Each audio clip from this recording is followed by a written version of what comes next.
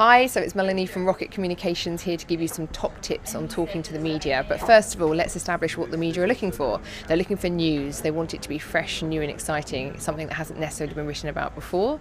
They're also looking for interesting people, and ideally they're looking for third-party comment and support based on anything that you say.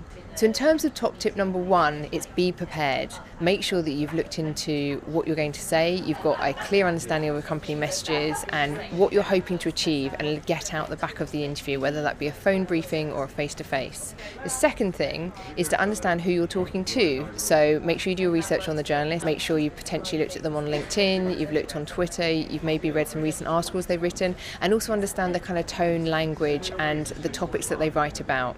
Top tip number three is draw on your proof points, and what I mean by this is if you make a comment in an interview about something about your company, whether it be a company message, make sure you support that message with a proof point, i.e. we did this for somebody or our product was seen here. Top tip number four is think for yourself. Don't be afraid to have an opinion, whether that's controversial or not. Make sure that it comes from you and that that's your stance on what the topic that the journalist is writing about, and make sure that that's in line with your company messages as well. Top tip number five is make it a two-way conversation. Don't be afraid of the journalist. They're just human. Try and build a rapport with them. Ask them whether what you're saying and the information that you're providing is what they're looking for. Top tip number six is to keep it short. Sometimes when you're being interviewed by journalists, whether that be on the telephone or face-to-face, there will be a pause where they're writing down your answer. So don't feel the need to fill that pause. Just let the pause happen and don't fill it with waffle. Waffle is not good.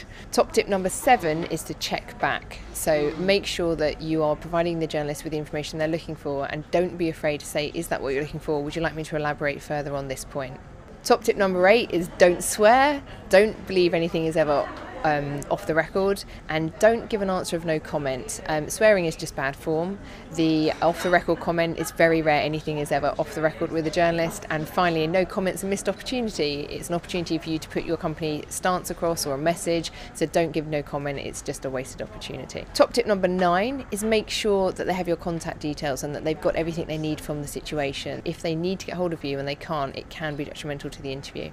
And finally, top tip number 10 is don't ask for approval. It shows that you're not quite as media savvy as you ought to be, and you're not going to gain approval. Anything that's PR related, it comes from the journalist. If you're looking for approval, then you should purchase advertorial. So hopefully those top 10 tips will prepare you for your web mission, and hopefully it will be useful when you're talking to the media now and in the future. Best of luck.